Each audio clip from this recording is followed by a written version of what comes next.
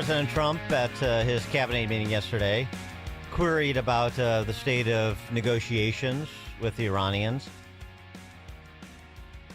and said this. Right about it with Iran. Iran is very much intent. They want very much to make a deal. So far, they haven't gotten there. We're not satisfied with it, but we will be. We will be either that or we'll have to just finish the job. But their Navy is gone, as I've said 1,000 times. Their Navy is gone. Their Air Force is gone. Everything's gone, and they're negotiating on fumes. But we'll see what happens. Maybe we have to go back and finish it. Maybe we don't. Right now, I mean, you can speak to Steve Witkoff and Jared. They're doing a good job. But right now, I think it looks like they want to just make a deal. They want to. They have. I don't think they have a choice. They're just going back to the internet because they're getting clobbered. Their economy is in free fall. They have 250% inflation. Their money has no value. Their whole economic system is broken down. They thought they were going to outweight me. You know, we'll outweight him. He's got the midterms. I don't care about the midterms. Look what happened last night. That was the prelude to the midterms. People understand it. They know that. Very simple. Iran cannot have a nuclear weapon. I'm doing that for the world. I'm not doing it just for us. And by not caring about the midterms, he's, of course, that will be misinterpreted. He's not indifferent to the midterms. He's already been out attending rallies, and he's going to be doing more of that. Susie Wiles said as much earlier this spring. It's that, like, he's looking beyond the midterms to the bigger geopolitical implications of ensuring that Iran has been eliminated as the lead state sponsor of terror in the world, and certainly preventing them from nuclearization. He also said, there's going to be no money, no easing of sanctions prior to getting the deal we want, and essentially implying the specific performance on those deal points that we want. Easing sanctions on Iran to allow Iran to sell its crude to market. No, we're not talking about any easing of sanctions or giving money. No sanctions, no money, no nothing. We have control of money that they claim is theirs. We'll keep control of that money. And when they behave properly and when they do what's right, we'll let them have their money. But right now, we're not doing that. And it's not, one thing is not contingent on the other. And with respect to the Strait of Hormuz specifically, he had a message both for the Iranians and Oman. No, the Strait's going to be open to everybody. It's international waters. Nobody's going to control it. We're going to watch over it. We'll watch over it, but nobody's going to control it. That's part of the negotiation that we have. They would like to control it. Nobody's going to control it. It's international waters, and Oman will behave just like everybody else, so we'll have to blow them up. They understand that. They'll be fine. Sending a message to Oman about collaborating with the Iranians with respect to any complications in the Strait, including their efforts to charge tolls. For more on this topic and related matters, please be joined by Rob Maness, retired Air Force colonel, served 32 years. He's also a combat veteran and national security commentator and host of the eponymous Rob Maness Show. Rob, thanks for joining us. Appreciate it. Hey, good morning, Dan. Thanks for having me on. Our pleasure here. So for those who were jittery about Trump being too conciliatory earlier in the week, perhaps those jitters were eased after yesterday's comments. Yeah, I would think so. You know, look, the Iranians included in this comment, folks think that they're still dealing with the normal feckless American politicians of the past. Donald Trump is different than that. And it's about time that Americans and our adversaries and our allies come to grips with that fact. I made a comment not long ago that we need to be patient and let this man work on this issue because he is not weak, as has been said by many people here in this country. He is not showing weakness. Every time the Iranians do something dumb, we have responded and even responded before they actually did it. In the case of the mine laying the other day, But the Iranians are a defiant Islamic revolutionary group. The entire country is controlled by the IRGC, the Islamic Revolutionary Guard Corps, and it will continue to be that way. It has always been that way, regardless of what the media or politicians have said about the mullahs or the parliament. The IRGC has completely controlled this country since the late 70s when the Ayatollah Khomeini came in, and they are the world's state sponsor of terrorism, and they are the world's sponsor of war. They've been at war with the United States since 1979, and I'm glad to see that this president actually is doing something to end that war. We spoke with retired Lieutenant Colonel Tony Schaefer yesterday, and just, this is all supposition, of course, but he is an informed observer, as you are. And his intuition was that Trump's going to give him, maybe another week. And if there is no significant progress made, then you can expect that, as he just said there, he is going to move to finish the job. Is that your intuition as well? Yeah, I mean, I am not close enough, like Tony is, to the Beltway bandits up there to have a good read on a timeline. But time is running out for the Iranian IRGC leadership. And unfortunately, as defiant as they are, as dumb as they continue to be, thinking they can wait this president out because he's just another American guy that's not going to do the right things, they're making a huge mistake, because they need to get on board with the big three.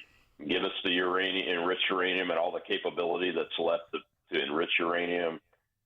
Stop with the manufacturing of missiles that can harass their friends and disrupt international waters, and leave the Strait of Hormuz alone. It's international waters, man. Look, since Thomas Jefferson, America has conducted combat operations on the high seas to ensure that Islamist pirates do not disrupt our commercial shipping in international waters. And this president has continued that long-standing policy, and the Iranians would do well to wake up and look at our long history of that and realize that they have an American president now that is not like Bill Clinton, not like Barack Obama, not like George W. Bush. He's more like George Washington and Thomas Jefferson, who were different people with different views on how the country should be run, but they agreed on this thing. International shipping, especially Americans in international waters, is protected, and we're going to reach out no matter how small our capability is, and we're going to destroy you if you mess with that. And that's what needs to happen. Of course, this campaign is with an eye towards Xi and the Chinese communists.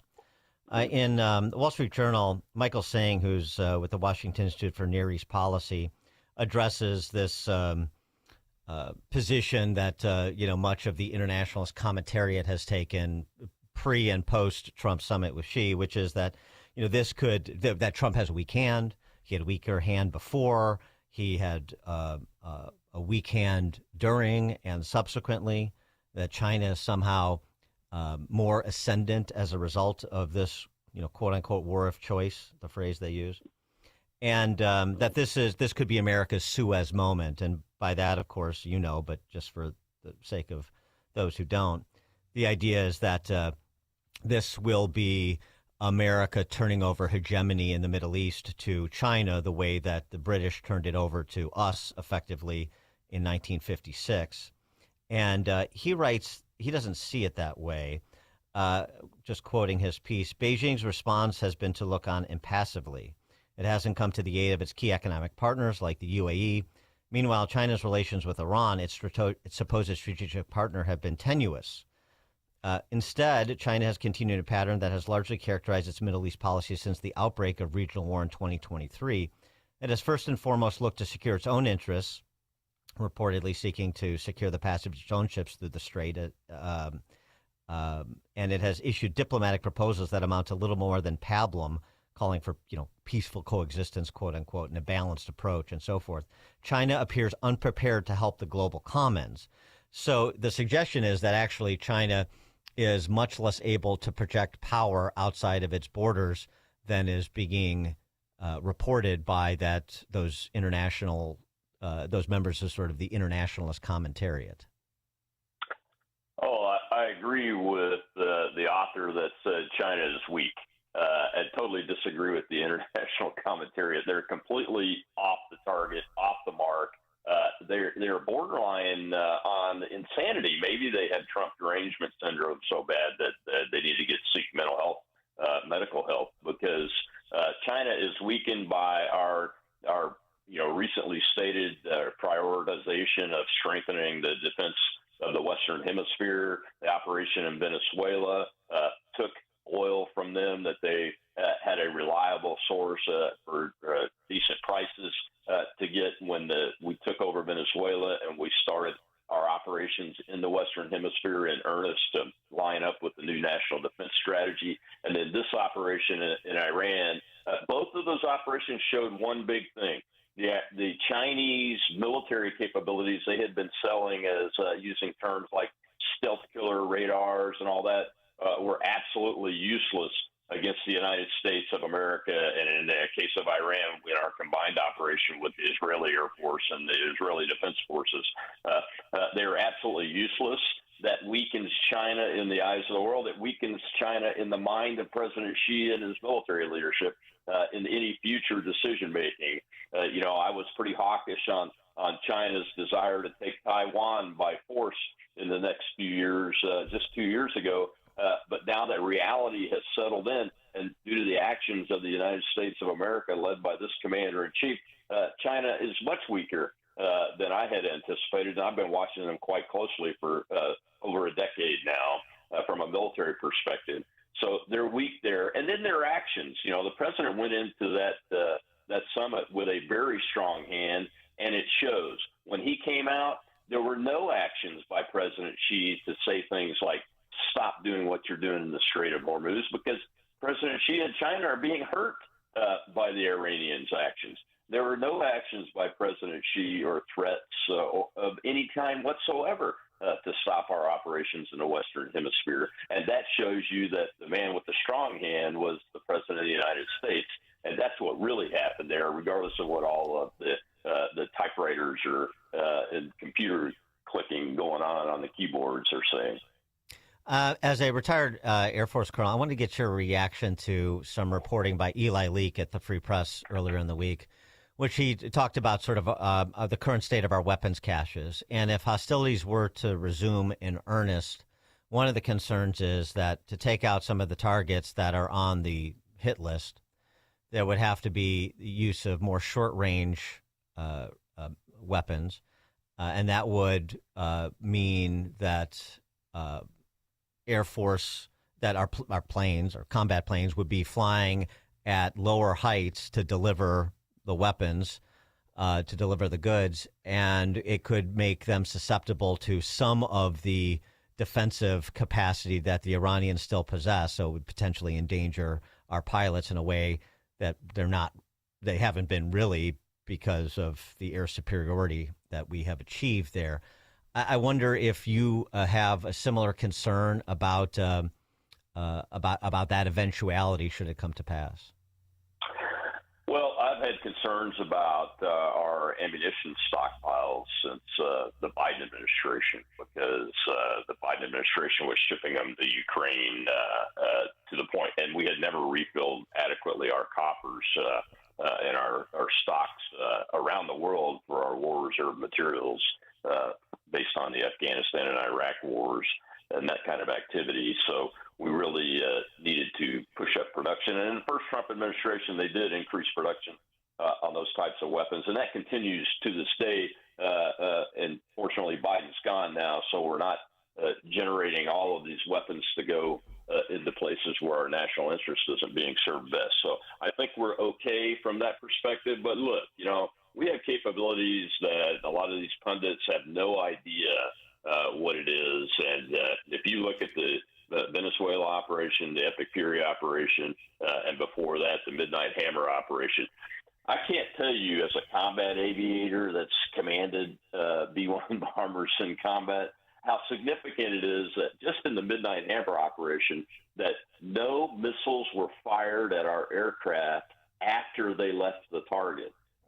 No pictures of anti-aircraft artillery being fired untargeted into the night were shown. Not one, not video, no pictures, none of it, because they didn't even get a shot off after the bombers left the target because their defense systems were so dramatically damaged and taken down that they couldn't. And we continued that, and now have destroyed the majority of their integrated air defense system in Iran. And yes, the Chinese and the Russians are trying to help them reconstitute those systems, but we have plenty of capability to take down those targets if we choose to do so. The real reason why the president hasn't done a lot of these targets yet, he's been very open about it, is that he doesn't want to completely destroy the entire infrastructure of the Iranians' capabilities, because a lot of that is dual use capability, civilian use and those kind of things. And that's a dramatic next step if we have to do it, but I think he's ready.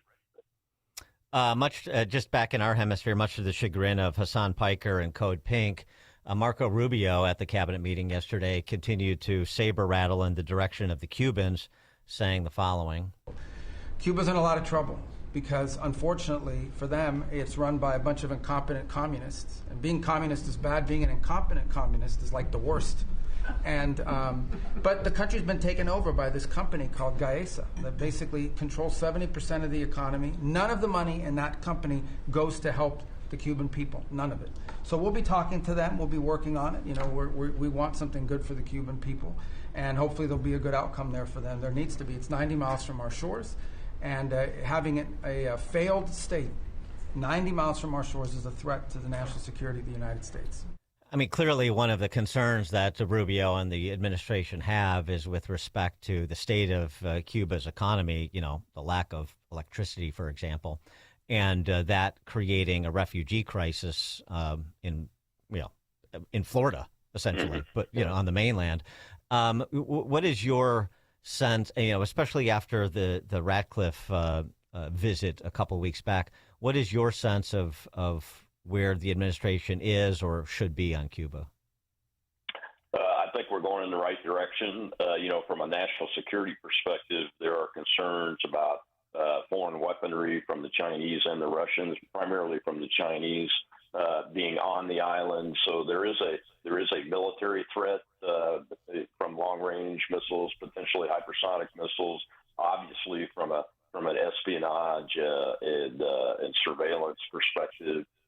That threat is still there, regardless of what's happening with the Cuban economy, because the communists are going to put priority on funding those kinds of things first. But as far as the Cuban people go, I think we're on exactly the right track. The Venezuela operation should have sent a very clear message to the Cuban government that it's time to come to the table to help your people instead of continuing to fill your own personal coffers because your communist government controls everything in this company that's controlling the economy now is just feeding your pockets. So I think we're on exactly the right track, and Secretary Rubio is right on the mark. From as far as I'm concerned, the government of Cuba needs to transition away from its tyranny of communism and towards the freedom of the Cuban people, so that they can return to at least the prosperity that they once had more than 75, 80 years ago, when all of this went down and communism took over. And if that doesn't happen organically, is it your view that we should facilitate regime change there? I think the Cuban exiles should facilitate regime change there, just like it's been attempted before. But this time, the United States needs to have the spine and the backbone to follow through with it and support them in every way they need to. Rob Maness is a retired Air Force colonel, served 32 years, also a combat veteran, as you heard, national security commentator and host of the eponymous Rob Maness Show. Rob, thanks so much for joining us. Appreciate it. Thank you, Dan. Have a great day. You too. And Rob joined us on the AlphaWealthGroup.com answer line. It's news, opinion, insight. This is Chicago's Morning Answer on AM 560. The Answer. Don't miss In Grace with Pastor Jim Scudder Jr. Now heard on Sunday mornings at 7:30. Tune in and find hope